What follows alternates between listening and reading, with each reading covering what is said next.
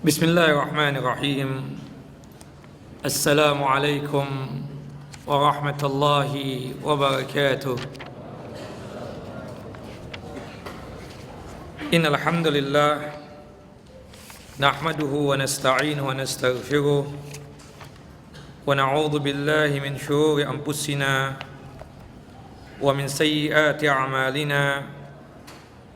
May yahdihillahu fala mudilla lahu ومن يضلل فلا هادي له أشهد أن لا إله إلا الله وحده لا شريك له وأشهد أن محمدا عبده لا نبي بعده ولقد قال الله تعالى في القرآن العظيم بعد أعوذ بالله السميع العليم من الشيطان الرجيم يا أيها الذين آمنوا اتقوا الله حق تقاته ولا تموتن إلا وأنتم مسلمون يا أيها الناس اتقوا ربكم الذي خلقكم من نفس واحدة وخلق منها زوجها وبث منهما رجالا كثيرا ونساء واتقوا الله الذي تساءلون به والأرحام إن الله كان عليكم رقيبا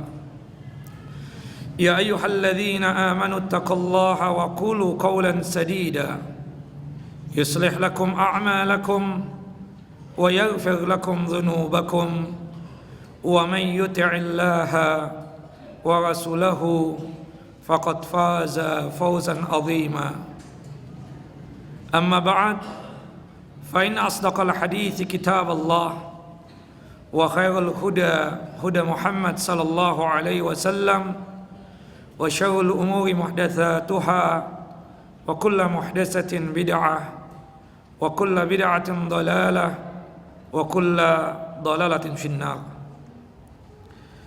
إخواني وأخواتي في الدين أعزني وأعزكم الله. Bapak dan Ibu yang dimuliakan oleh Allah Subhanahu wa taala, melanjutkan mabahas kita, pembacaan kitab Umdatul Ahkam li Syekh Abdul Ghani Al-Maqdisi, yang dimana kita masuk kepada bab yang ke-6, yaitu berkaitan tentang masalah tayammum. Bab yang ke-6, masalah tayammum, halaman 35. Berbicara tentang masalah tayammum, yang artinya bersuci dengan menggunakan pasir yang bersih atau tanah yang bersih atau debu yang bersih, sebagaimana yang Allah Subhanahu wa taala firmankan dalam surah Al-Maidah, surah yang ke-5 ayat yang ke-6, wa in kuntum marda aw ala safarin aw jaa ahadun minkum minal ghaiti aw lamastumun nisa falam tajidu ma'an fatayammamu sa'idan tayyiban famsahu biwujuhikum wa aydikum. Jika kalian sakit atau dalam kondisi safar tidak mendapatkan air, atau jika kalian dalam kondisi habis buang air besar, ya, atau melakukan hubungan suami istri tidak mendapatkan air dikarenakan itu berkaitan dengan hadas, maka hendaknya kalian menggunakan tayammum dengan tanah atau pasir yang bersih, dan usaplah muka-muka kalian dan tangan kalian. Dalam hadis yang lain disebutkan dari hadis Abu Hurairah radhiyallahu anhu, Rasulullah sallallahu alaihi wasallam bersabda, "Innas sa'ida at-tayyiba tuhul muslimi wa illam yajidil ma'a atsra sinin." Sesungguhnya tanah yang bersih atau pasir yang bersih, debu yang bersih adalah ciri khas bersucinya muslim, dengan catatan jika dia tidak mendapatkan air meskipun selama 10 tahun sekalipun. Hadis ini sahih, diriwayatkan oleh Al-Imam Abu Daud, Tirmidzi dan Al-Imam An-Nasa'i. Tayammum fungsinya itu pengganti daripada mandi dan pengganti daripada wudu. Jika kita mendapatkan satu di antara 3 alasan berikut ini.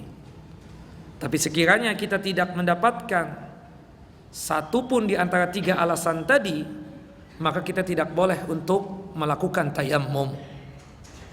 Yang pertama, kita boleh bertayammum jika kita tidak mendapatkan air, sebagaimana yang disebutkan dalam firman Allah dalam surah Al-Maidah ayat yang ke-6 tadi, dan hadis Abu Hurairah radhiyallahu anhu yang tadi saya bacakan.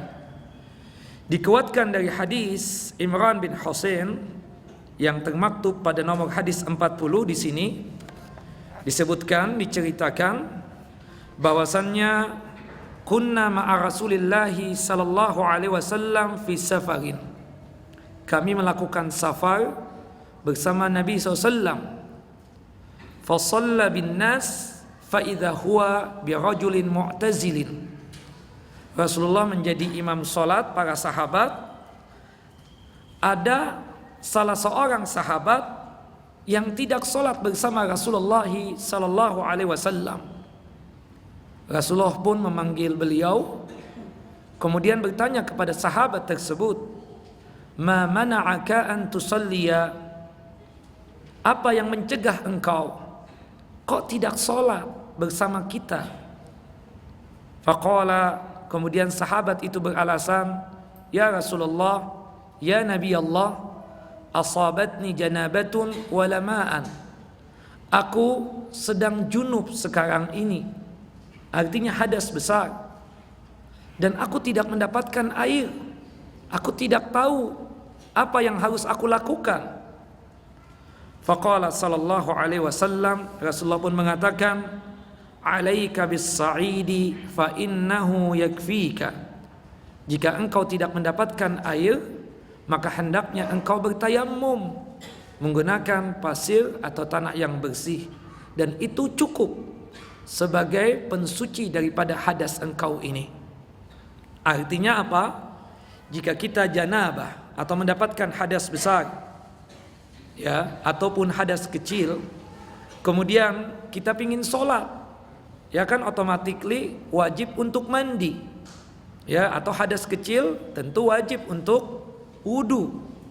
Tidak dapat air, maka apa yang dilakukan? Bertayammum. Dan ini menjadi alasan yang pertama, bolehnya kita bertayammum jika kita tersebut tidak mendapatkan air. Alasan yang kedua, boleh kita tersebut bertayammum jika kita dalam kondisi sakit yang tidak membolehkan kita untuk terkena air. Gak boleh mandi, gak boleh untuk berwudu. Dilarang oleh dokter untuk mandi, dilarang oleh dokter untuk wudu. Ya, tidak boleh terkena air, karena kalau kita terkena air bisa menambah parah penyakit kita. Disebutkan dalam hadis Jabir bin Abdullah radhiyallahu anhu, semoga Allah meridhai beliau, qala, berkata, "Kharatna fi safarin." Kami pernah melakukan safar bersama sahabat-sahabat Nabi. Rasulullah tidak ikut pada waktu itu, cuma sahabat yang melakukan safar. Fa asaba rajulan minna hajarun fashajja'ahu fi ra'sihi.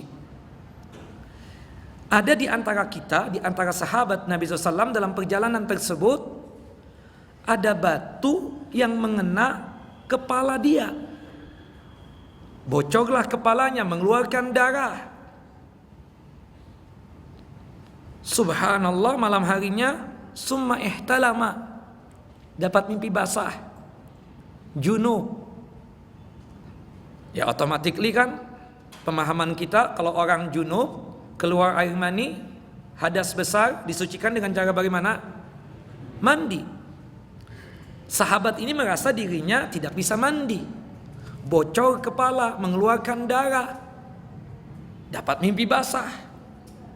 Dia bertanya kepada sahib-sahibnya, kepada teman-temannya, ya, hal tajiduna li rukhsatan fi tayammum? Syub sahabat-sahabatku, aku mau minta fatwa sama kalian. Kalian lebih paham daripadaku. Aku bocor kepalanya ini sekarang. Ya, nggak bisa mandi. Gimana? Ada rukhsah nggak untuk tayamum? Boleh nggak aku tayamum sebagai pengganti daripada mandi? Faqalu, sahabat-sahabatnya pun menjawab, ma najidu laka rukhsatan wa anta taqdiru 'alal ma'. Kami tidak mendapatkan engkau ini mendapatkan keringanan boleh untuk tayamum. Kamu masih mampu untuk mandi. Kamu masih mampu untuk mandi. Mandilah untuk mensucikan hadas besarmu itu. Akhirnya apa yang dilakukan oleh sahabat yang bocor kepalanya tadi? Fagtasala, mandi. Subhanallah, habis mandi, famata, meninggal dunia. Sampai di Madinah dikabarkan kepada Nabi SAW tentang kejadian ini. Ya Rasulullah, fulan bin fulan telah meninggal dunia. Kejadiannya begini ya Rasul. Ketika safar, sahabat kita ini terkena batu di kepalanya, bocor kepalanya, mengeluarkan darah. Allahu Akbar, malam harinya dia dapat mimpi ya Rasul. Mimpi basah, junub. Ketika mau sholat subuh dia bertanya kepada kita semua, ada rukhsah enggak untuk tayamum? Kita fatwa ya Rasul, enggak boleh kamu tayamum, kamu masih mampu untuk mandi. Sahabat kita mandi ya Rasul. Allahu Akbar, habis mandi meninggal dunia. Keke, gimana ini ya Rasul? Kemudian Rasulullah menjawab apa? Qataluh. Mereka yang berfatwa tanpa dalil tadi telah membunuh sahabat kita tersebut. Qatalahumullah. Semoga Allah membunuh mereka. Ala sa'alu idza lam ya'lamu. Alangkah baiknya mereka yang tidak mengerti, tidak paham tentang masalah din, tentang masalah agama ini bertanya. Fas'alu ahla dzikr in kuntum la ta'lamun, kata Allah. Bertanyalah kepada orang yang paham, yang mengerti, jika kalian tidak paham. Bertanya, kata Rasul. Fa innama syifa'ul ayyi as-su'al. Karena obatnya orang yang jahil, orang yang tidak mengerti, tidak paham, bertanya. Innama kana yakfihi ayyatayammam. Sungguh berhubung kepalanya bocor, sakit yang tidak boleh terkena air, cukup dia tayammum dan itu mensucikan hadas besarnya. Hadis ini derajatnya hasan, dikeluarkan oleh Al-Imam Abu Daud dan dihasankan oleh Syekh Nasiruddin Albani. Dari hadis ini kita melihat bahwasannya boleh kita tayammum jika kita dalam kondisi sakit yang tidak memperbolehkan kita tersebut untuk terkena air.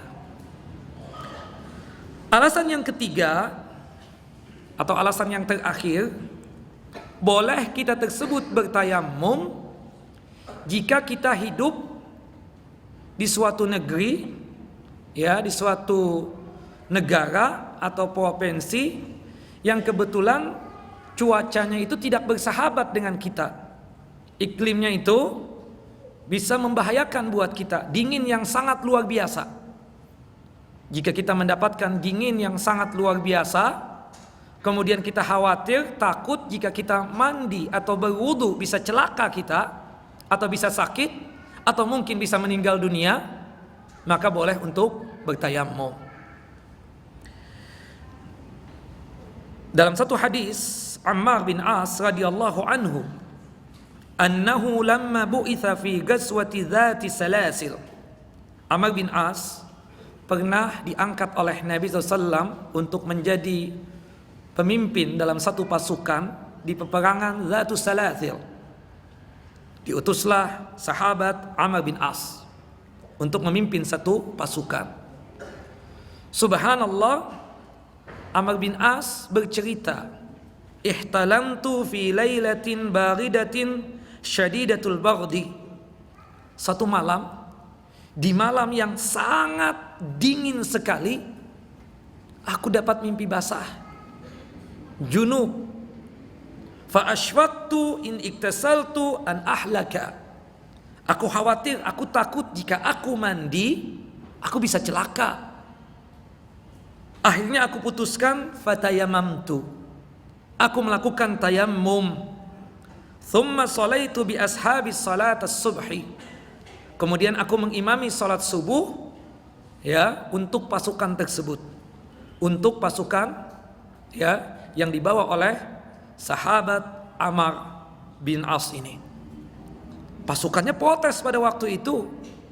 Seakan-akan mengingatkan, lo junub kok cuma tayamum doang, gak mandi. Seakan-akan tidak mau untuk berimam dengan Amr bin As. Tapi kata Amr bin As, aku pemimpin kalian dan aku punya hak untuk menjadi imam salat subuh ini.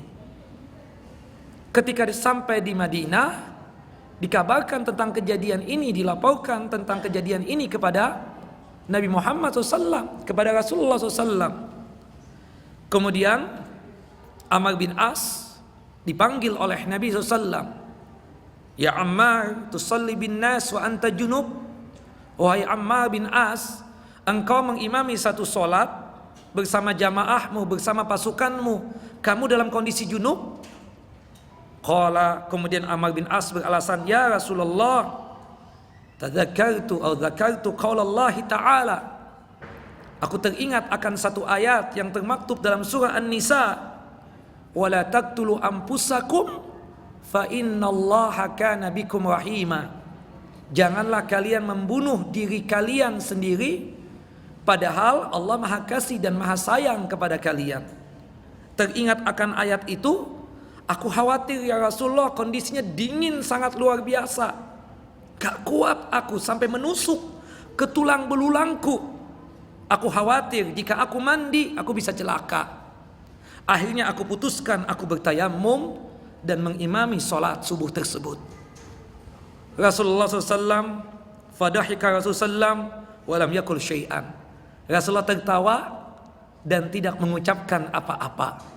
Artinya tidak mengucapkan apa-apa, apalagi dikuatkan dengan tertawa, menunjukkan apa yang dilakukan oleh Amr bin As dibenarkan oleh Nabi SAW. Jika salah, pastinya diluruskan dan dibenarkan oleh Nabi SAW. Nah, ini 3 alasan yang dimana kita ini boleh untuk bertayammum. Selain daripada 3 alasan ini tidak dibolehkan. Di negeri kita ini, Indonesia, negeri yang tercinta ini, kita boleh tayammum cuma 1 alasan saja. Yaitu apa? Kalau kita sakit. Yang tidak boleh terkena air ya. Kalau cuma sekedar sakit kepala, janganlah. Kalau cuma sekedar sakit gigi bisa masih terkena air. Ini sakit yang memang parah, kata dokter, syup, ente jangan mandi dulu ya. Wala wudu wala mandi. Ganti dengan tayammum. Nah, itu lain hal. Boleh kita tayammum. Berkaitan dengan tiada air, kita katakan di Indonesia paling banyaknya air. Saking banyaknya kan kalau kita lihat Kampung Melayu sedikit-sedikit kebanjiran. Nggak turun hujan juga kebanjiran kadang. Saking banyaknya air, berkah betul Indonesia ini. Kemudian berkaitan dengan masalah keadaan iklim, cuaca, kita cuma 2 musim alhamdulillah. Ya kan? Apa itu? Ya, dry season sama wet season ya. Kemarau sama musim hujan. Musim hujan sekarang ini masih membutuhkan ASI kita, masih kepanasan. Artinya apa? Ya tidak layak kita ini untuk bertayammum. Ini kalau kita ya kan hidup di negeri yang ada 4 musim, yang ada winternya itu dingin yang sangat luar biasa. Nah, ketika kita khawatir, takut jika kita tersebut terkena air bisa membahayakan buat kita, bolehlah tayammum. Apalagi kan di negeri-negeri tersebut sudah ada yang namanya heater, pemanas air dan seterusnya. Ada yang hot, ya kan tinggal dipanasin sedikit aja. Berarti apa? Gugurlah kewajiban untuk bertayamum tersebut. Masih bisa untuk mandi. Ala kulli hal, bahwasannya cuma 3 alasan ini saja untuk kita melakukan tayamum. Kemudian yang selanjutnya, ma huwa as-sa'id? Ya, alat untuk tayamum itu apa? Allah tadi mengatakan dalam surah Al-Maidah ayat yang ke-6, fatayammamu sa'idan thayyiba. Bertayamumlah dengan sa'id yang bersih. Sa'id itu kalau kita artikan al-ardu thayyibah, tanah yang bersih, ya. Artinya apa? Yang diperbolehkan buat kita untuk bertayamum ini adalah sesuatu yang ada di permukaan bumi ini atau wajhul ar ini, ya, tanah-tanah yang bersih atau pasir yang bersih atau debu yang bersih. Artinya bertayamum di tembok-tembok di Masjid Al-Fattah yang setiap hari dibersihkan boleh nggak? Bersih, nggak ada debu, nggak ada apa. Masya Allah ini marbutnya, ya kan? Naikin gaji dong, misalnya, ya kan? Bercanda, ya. Bersih, artinya apa? Nggak perlulah kita tersebut apa? Untuk melakukan dengan di tembok-tembok. Kalau sekiranya ini meja nggak dibersihkan selama 1 minggu misalnya, ada debu, baru boleh kita untuk bertayamum. Adapun Rasulullah bertayamum di tembok-tembok itu yang ada kemungkinan ada debunya. Makanya Rasulullah bertayamumnya itu di tembok, menunjukkan bahwasannya ada debunya. Tetapi jika di rumah kita yang bersih, ya, kemudian di tempat-tempat yang bersih yang tidak ada debunya, maka nggak bolehlah untuk tayamum. Minta ambilkanlah kepada anak kita, tolong nak, ambilkanlah sepiring pasir atau sepiring tanah. Untuk apa ayahanda? Bukan untuk makan kan? Bukan, untuk tayamum. Nah, kalau kita sakit kan seperti itu dengan tayamum. Nah, artinya apa yang dilakukan oleh sebagian ikhwan kita yang ketika melakukan perjalanan, baik itu ketika naik pesawat atau naik kereta api, bertayamum mereka, yang pertama kita katakan alasan untuk tayamum di pesawat itu apa? Sakit enggak? Tidak ada air? Ada air banyak. Tinggal begini doang, teng, datang tuh pramugari, datang tuh pramugara nanyain apa yang bisa kita bantu. Water, minta air, datang air, ya kan? Bolak-balik kamar mandi bisa. Bahkan kalau kita di kelas bisnis, ya kan, bisa mandi. Artinya apa? Alasan untuk tayamum tidak ada. Bisa dia tersebut untuk melakukan wudu. Maka oleh sebab itu janganlah. Kemudian alatnya apa? Di depan duduk kita ini kan ada bangku-bangku, itu bersih semua. Kita tempel-tempel juga nggak ada debunya. Jadi sekali lagi, tidak boleh kita tersebut untuk melakukan tayamum di pesawat jika kita nggak ada alasannya. Yang kedua juga alat untuk tayamum tidak ada. Maka oleh sebab itu terlaranglah untuk tayamum. Berwudulah sebagaimana normalnya kita berwudu.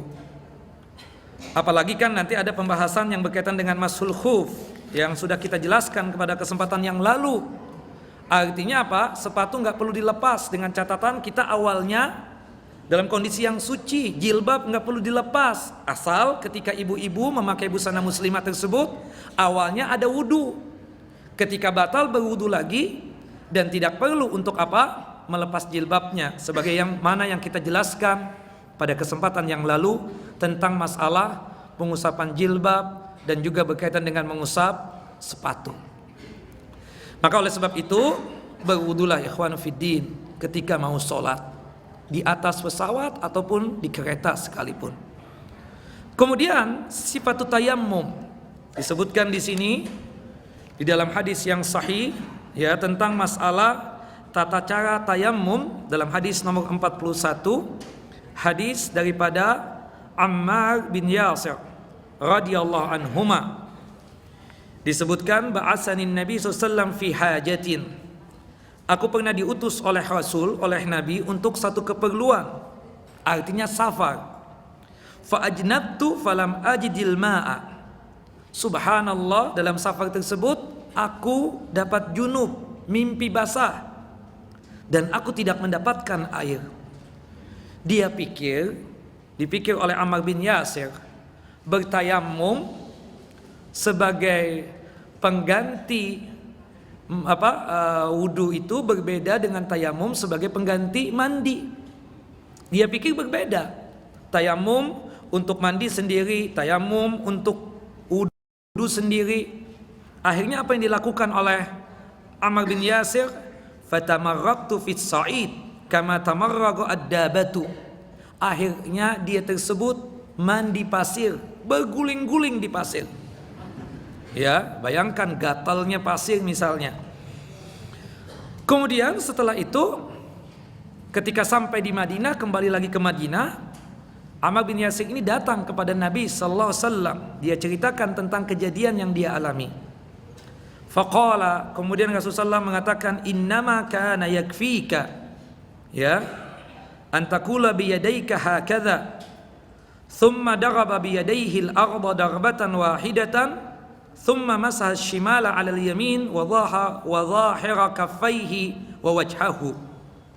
Dalam hadis ini Rasulullah menerangkan, ya, Rasulullah mengangkat kedua tangan beliau, kedua telapak tangan ini, kemudian dikenakan atau dihempaskan ke tanah atau ke pasir, ya, sekali hempasan saja. Ya, dalam hadis yang lain disebutkan, ya, dalam hadis yang lain, hadis yang sama, hadis Ammar bin Yasir, summa nafakha fihima, Rasulullah tiup, kemudian baru diusapkan ke muka beliau, baru kepada kedua telapak tangan beliau. Di dalam hadis ini tangan dulu baru muka, tapi yang benar, yang sahih, muka dulu baru kedua telapak tangan. Jadi kalau kita urutkan, di sini ada pasir atau ada tanah atau ada debu. Sebelumnya tentu membaca bismillah, berhubung yang namanya tayamum ini kan pengganti daripada wudu. Sebelum berwudu kita kan baca bismillah. Nah, baca bismillah berdasarkan hadis dari Abu Hurairah dan juga hadis dari Anas bin Malik. Kemudian kedua telapak tangan ini dikenakan ke tanah atau ke pasir tadi. Jangan kencang-kencang, nanti kesakitan. Karena kata-kata menghempaskan itu kan bukan berarti, ya kan, artinya sekedar kena. Kemudian kedua telapak tangan ini dibalikkan, ditiup. Kemudian setelah itu mengusap muka. Baru setelah itu mengusap yang tangan kanan dulu, baru yang kiri.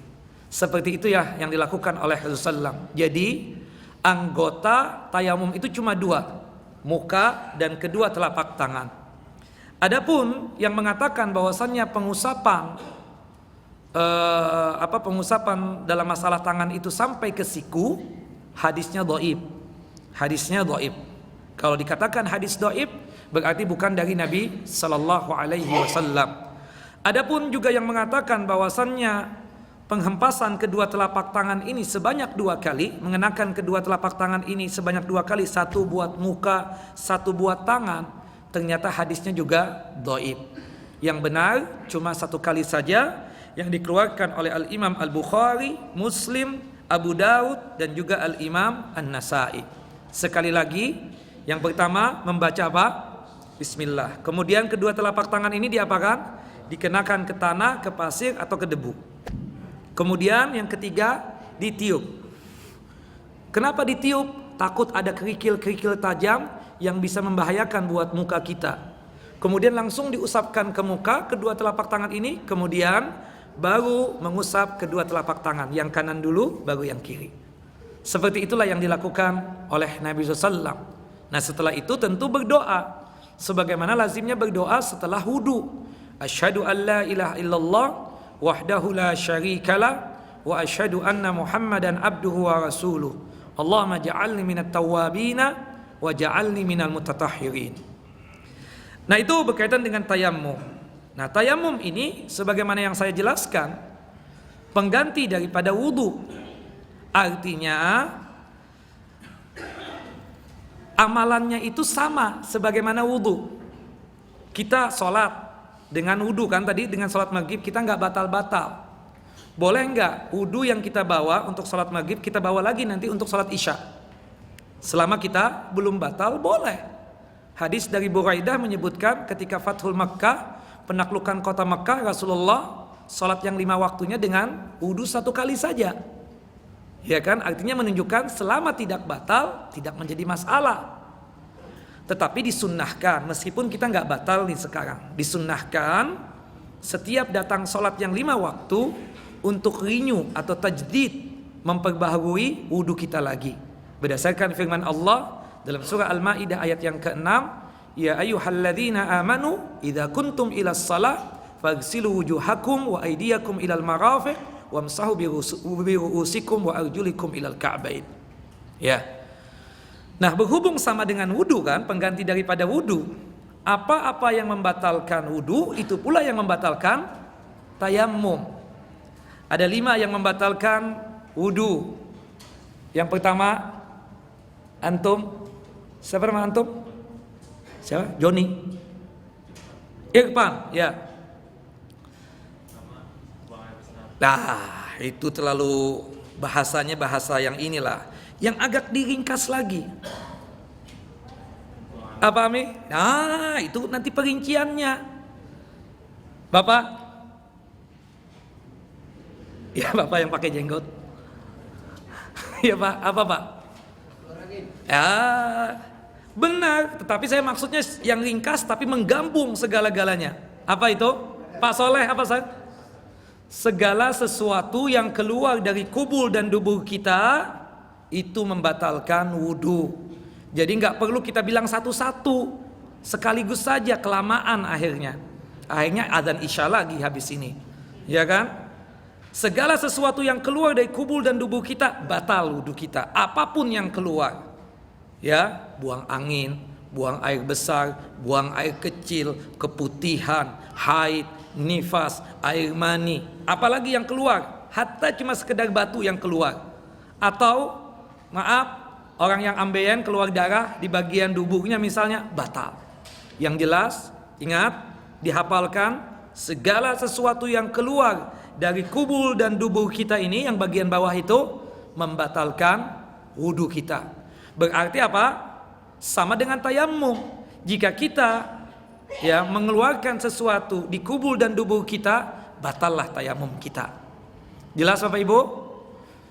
Yang kedua, yang membatalkan wudu, makan apa? Makan apa? Makan nasi goreng. Allahu Akbar. Orang baru ini, maklumin orang baru. Bapak, jangan sampai antum orang baru juga. Apa Pak yang kedua? Ya Ustadz, fadhol. Hilang akal. Hilang akal seperti apa? Seperti mabuk. Orang mabuk itu selain batal wudunya, sholatnya juga tentu automatically nggak sah, ya kan? Atau pingsan, hilang akal juga. Berarti apa? Batallah wudunya. Yang ketiga, Syekh Sogi. Tidur apa nih? Kalau Jumatan bangun lagi pas ustadznya teriak-teriak, tidur pulas. Kalau tidur ringan enggak. Kadang kan ada orang yang kecapean tapi dengar lagi, ngantuk lagi. Bedanya khutbah Jumat misalnya, kita dengarin, pas ustadznya ngangkat suara sih bangun lagi, ingat, tidur lagi begini. Berarti dia tidur pulas apa ringan? Ringan. Tapi kalau misalnya ustadznya teriak-teriak sejadi-jadinya, matanya sampai merah sudah, ngorok lagi, habis selesai iqamah dibangunkan, gigi sudah iqamah gi. Kira-kira Pak Sogi tidur pulas apa ringan? Pulas. Berarti apa? Batal wudunya. Kenapa kok tidur pulas batal? Karena kata Rasulullah SAW, al-ainu wika asyah faman nama fal yatawadda. Yang namanya mata ini penjaga daripada lubang dubur kita. Ya, kalau dia tertidur, nah tidak bisa dijaga lagi. Artinya apa? Ada sesuatu yang keluar, kita nggak paham, nggak mengerti. Coba deh tanya antum, harim-harim antum, apa yang antum perbuat ketika tidur? Macam-macam kejadian kadang, ya kan? Termasuk buang angin, kadang nggak sadar. Oh nggak pernah saya. Nah, karena nggak sadar. Karena nggak sadar itulah batallah wudunya. Barang siapa yang tidur pulas, maka apa? Batal wudunya. Sekaligus apa berkaitan dengan tayamum? Batal juga tayamumnya. Yang keempat, yang membatalkan wudu apa? Makan daging onta, berdasarkan hadis dari Jabir bin Samarah dan juga hadis Barra bin Azib, tawadda'u min luhumil ibil, berwudulah habis makan daging onta. Berarti apa? Tayamum kita juga batal. Jika kita tayamum makan daging onta, batallah tayamum kita. Yang kelima Pak, memegang kemaluan secara langsung dan sengaja tentunya. Artinya maaf-maaf bapak-bapak, jika kita handukan, terkena atau tersentil sedikit punya kita, batal nggak? Nggak batal, nggak sengaja tersentil sedikit, ya kan? Nggak sengaja. Kalau sengaja dipegang kan, lagi sabunan misalnya, sengaja dong. Berarti apa? Batal lah wudunya. Tambah satu lagi untuk tayamum, kan istilahnya para ulama dapat air atau sembuh dari sakit. Misalnya kita pas waktu asar tadi pakai tayamum, habis asar biasa ada check up lagi ke dokter, tanya lagi sama dokter, dok boleh nggak nanti mandi? Kata dokter, kholas boleh, ya kan? Berarti apa? Tayamum yang asar tadi batal sudah. Kenapa? Kita sudah dibolehkan untuk mandi dan berwudu, boleh terkena air. Untuk sholat maghrib, untuk sholat isya, ya kan? Setelah ini tentunya dia wajib untuk berwudu. Nah ini yang berkaitan tentang masalah tayamum. Satu lagi pembahasan kita, nanti kan pertemuan yang akan datang kita masuk kepada masalah sholat, ya, yaitu masalah haid. Haid sudah kita singgung berulang-ulang, ya. Haid itu darah yang keluar di setiap bulannya wanita, ya, wanita-wanita yang masih muda. Jadi membedakan antara wanita muda dan tua itu cuma masalah haid. Kalau dia masih haid, berarti dia masih muda.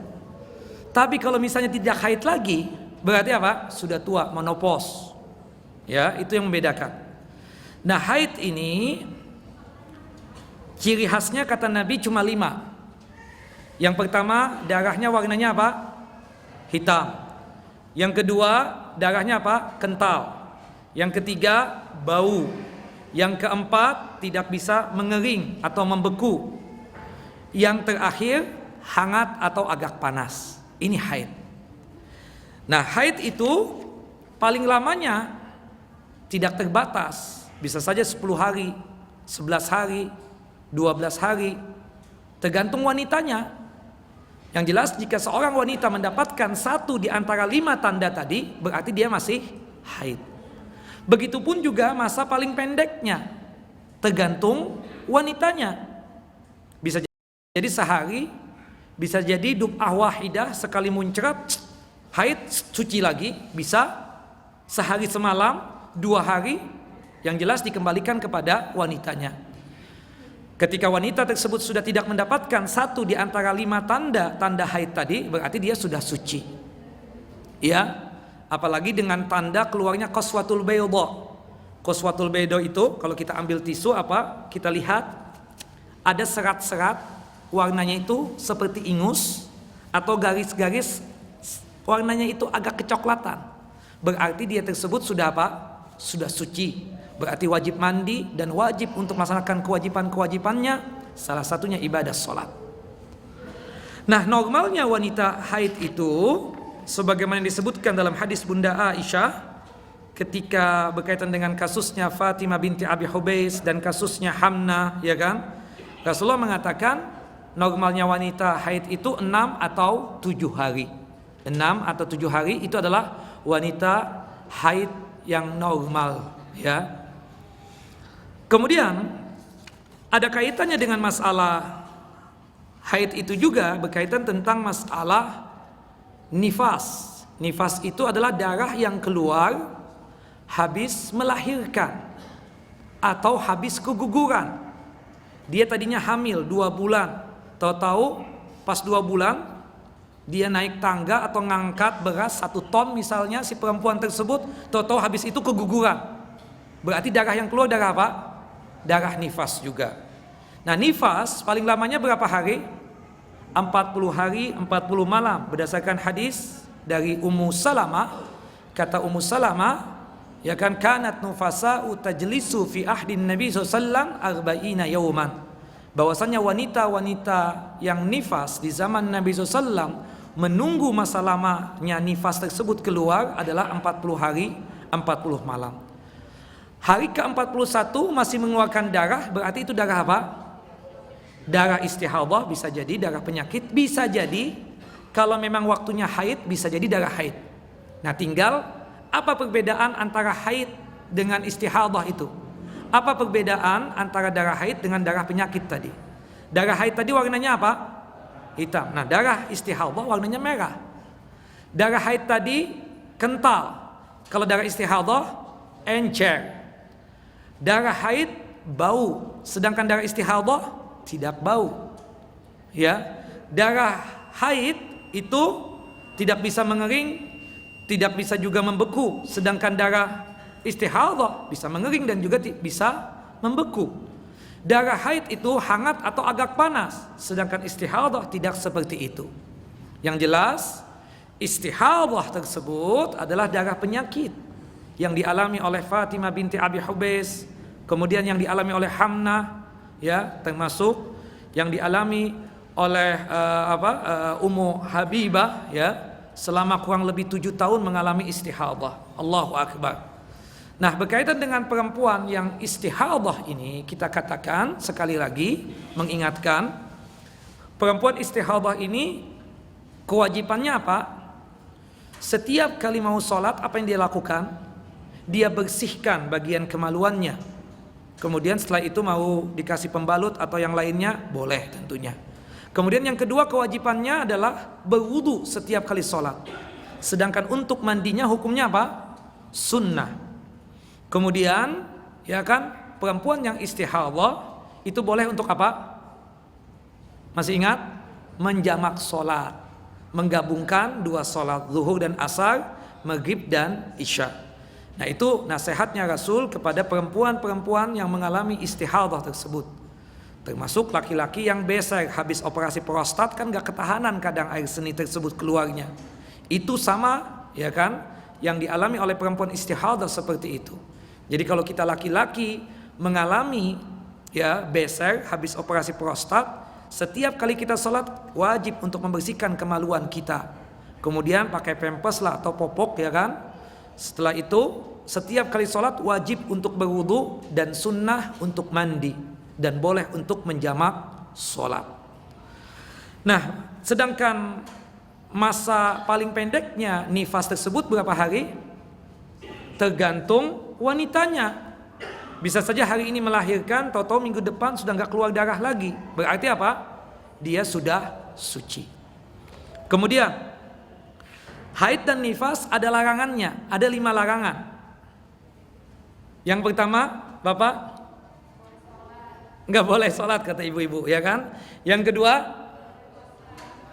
puasa, ibadahnya dulu. Yang ketiga, tawaf berdasarkan hadis dari Bunda Aisyah. Yang keempat, nggak boleh hubungan suami istri, ya, dosa besar menggauli istrinya waktu haid atau waktu nifas. Ya, jika dia tersebut menggauli istrinya di awal haid, dia terkena kafarat berapa? Membayar tebusan dosanya itu 1 dinar sama dengan 4 gram emas, atau sekarang ini senilai 2 juta rupiah. Kalau dia menggauli istrinya di akhir haid, ya kan, dia terkena kafarat nisfu dinar, setengah dinar, atau 2 gram emas, atau senilai 1 juta rupiah. Kemudian yang terakhir, perempuan haid dan nifas tidak boleh apa? Dicerai. Nah, ini berkaitan tentang masalah larangan wanita haid dan nifas. Selain daripada itu boleh. Wanita haid datang ke masjid untuk mendengarkan pengajian, boleh enggak? Boleh. Dalilnya apa? Ada seorang wanita yang biasa membersihkan masjid, yang dimana Rasulullah SAW tidak pernah mengatakan kepada wanita tersebut, "Hai wanita, kalau seandainya kamu lagi dapat op dulu ya, jangan masuk ke masjid." Tidak pernah dikatakan oleh Nabi SAW seperti itu. Membaca Al-Quran juga boleh, memegang mushaf juga boleh. Adapun dalam surah Al-Waqi'ah yang mengatakan la yamussu illal mutahharun, tidak boleh memegang mushaf itu kecuali orang-orang yang suci. Maksudnya di ayat itu siapa? Malaikat Allah Subhanahu wa taala. Ya, ketika membawa Al-Qur'anul Karim dari Lauhul Mahfuz ke Baitul Izzah.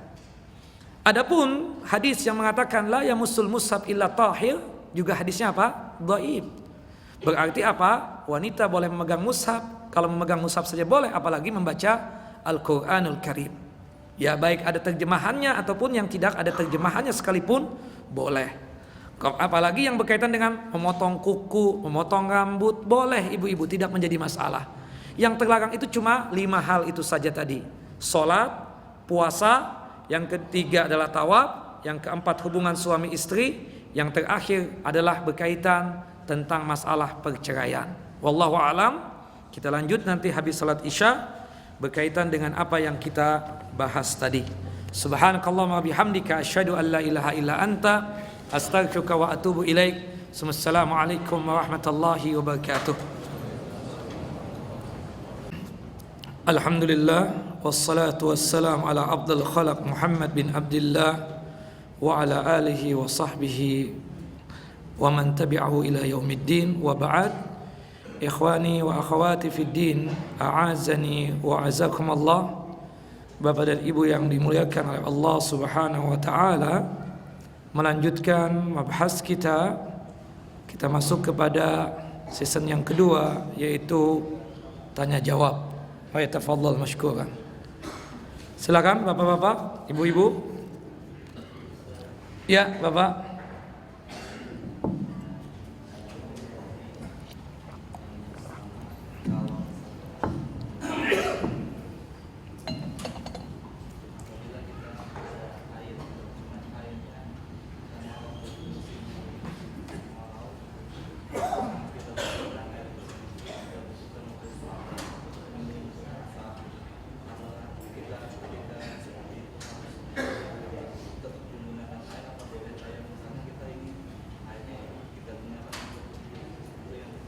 Antum hidup di mana? Tinggal di mana? Enggak tinggal di mana ini? Di Indonesia. Masih banyak air kan? Kalau misalnya keadaannya memang seperti itu, antum tanya lagi sama ana. Ya. Yang kedua ya.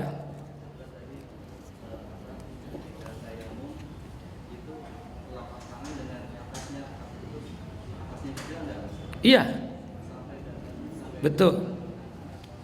Keduanya. Iya, pergelangan ini putih ataupun hitamnya. Seperti itu, tayamum. Lah, sekali-sekali aja. Kan sekali saja tadi kan?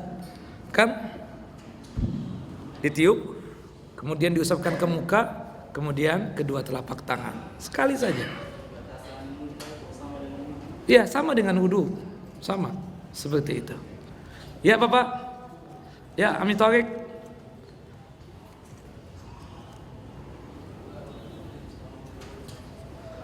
Waalaikumsalam warahmatullahi wabarakatuh. Kenapa? Cara wudu?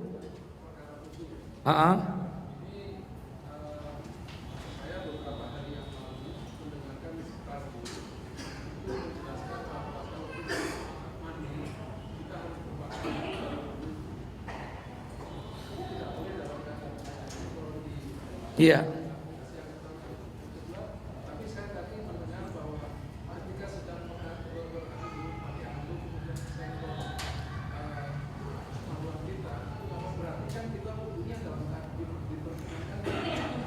Iya, betul.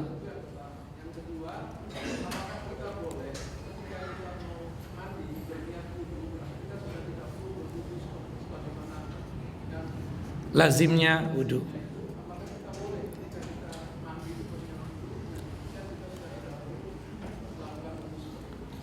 Iya. Assalamualaikum warahmatullahi wabarakatuh. Yang pertama, bolehkah kita wudu dalam kondisi tanpa berpakaian? Kita katakan boleh kalau di tempat yang tertutup, kamar mandi misalnya. Artinya apa? Adapun sebagian orang mengatakan nggak boleh, malah bertentangan dengan dalil dari hadis Bunda Maimunah dan hadis Bunda Aisyah menerangkan ketika Rasulullah mandi janabah itu dalam kondisi ya kan ada wudunya dan automatically kan dalam kondisi tanpa berpakaian. Yang jelas kita katakan ketika di tempat yang tertutup di kamar mandi, bolehkah berwudu tanpa sehelai pakaian pun? Boleh. Berdasarkan hadis dari Bunda Maimunah dan Bunda Aisyah. Yang tidak boleh adalah di tempat umum kita berwudu dalam kondisi tanpa pakaian, itu yang nggak boleh, ya kan jelas itu. Nah, yang kedua, bahwasannya berkaitan tentang masalah mandi, kita niatkan sekaligus wudu apakah boleh? Para ulama mengatakan memang ada kaidah wudu itu atau mandi itu lebih sempurna ketimbang berwudu. Jadi jika kita sekalian niatan untuk mandi sekaligus wudu dibolehkan. Tetapi yang rajih, yang benar itu alangkah baiknya kita berwudu sebagaimana normalnya wudu, karena Rasulullah tidak pernah melakukan yang demikian. Wallahu a'lam. Ya Bapak.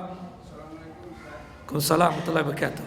Bagaimana kalau kita itu operasi katarak, kan cuma mata yang nggak boleh kena, sedangkan sekelilingnya boleh.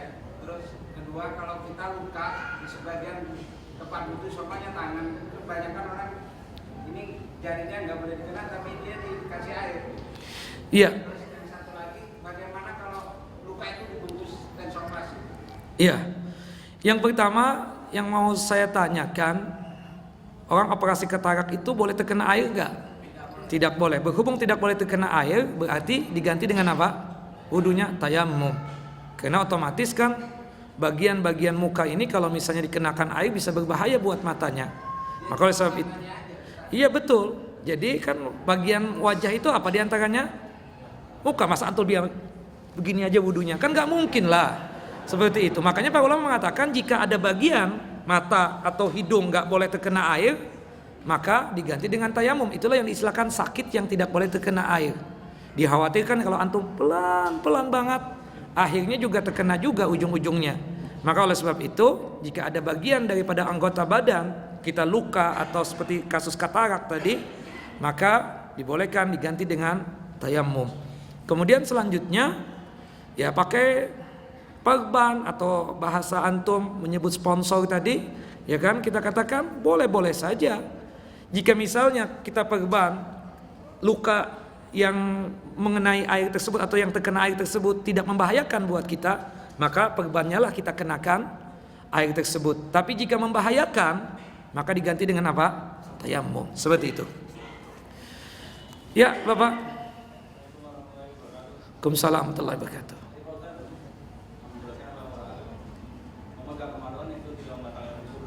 Lah, memegang kemaluan secara langsung sengaja batal wudunya. Antum handukan tersentil punya antum sedikit, batal nggak wudunya kata saya?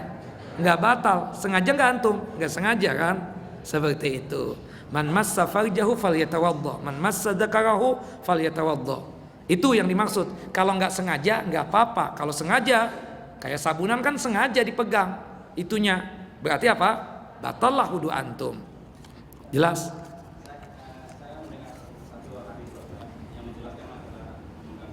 Iya. Tidak membatalkan wudu. Hadza bid'un minna. Yang jelas, ya bagaimana dengan hadis itu? Kita katakan hadis itu lebih duluan daripada hadis ini. Jadi yang kita ambil yang mana? Hadis yang akhiran, seperti itu. Dan itu lebih selamat. Dan itu lebih selamat dan lebih rajih tentunya. Wallahu a'lam. Memang ada khilaf di kalangan para ulama, tapi saya memilih yang lebih selamat. Seperti itu. Ada yang lain? Ya, Bapak. Bismalam kan ada aqua. Aqua, kacang. Ada belilah antum. Iya, masa di bismalam? Hah? Betul, antum minta ke depan sama kalau antum ingin sholat juga nih. Cuma lebih bagusnya kalau berhenti, kan nanti kalau bismalam itu kan ada perberhentiannya. Masalahnya antum sudah sholat apa?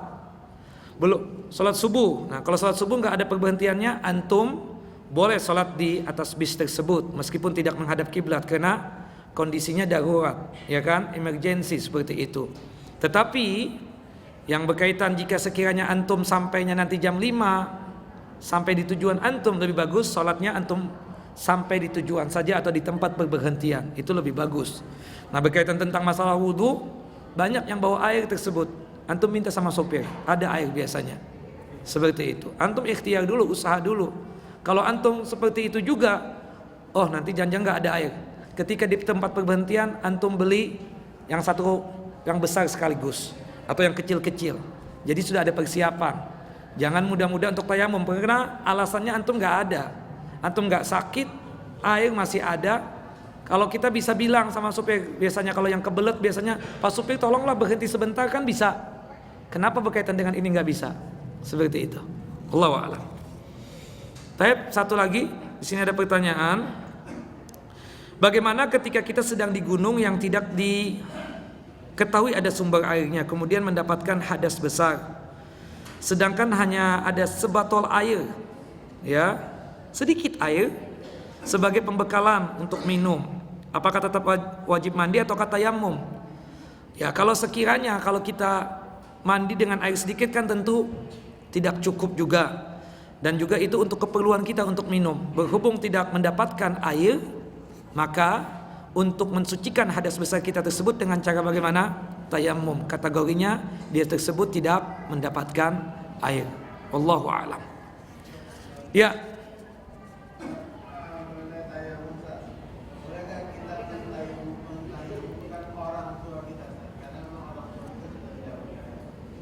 Jika orang tua tersebut memang tidak boleh terkena air, boleh. Misalnya orang tua kita nggak boleh terkena air, tapi setahu saya orang sakit dimandikan kadang, ya nggak dilapkan. Berarti apa? Masih boleh terkena air. Oleh sebab itu apa? Antum wudukan beliau, orang tua antum, bukan ditayamumkan. Jelas ya? Kecuali illa kalau dokter melarang orang tua kita nggak boleh terkena air lagi. Nah itu lain hal, tayamum lah. Tapi dia tetap wajib sholat selama akal ini, ya kan, sehat. Artinya masih paham tentang ibadah sholat tersebut. Wallahu a'lam. Tapi cukup, sudah malam. Antum ditunggu para istri antum. Wal minkum. Subhanakallahumma bihamdika asyhadu an la ilaha illa anta astaghfiruka wa atubu ilaik. Assalamualaikum warahmatullahi wabarakatuh.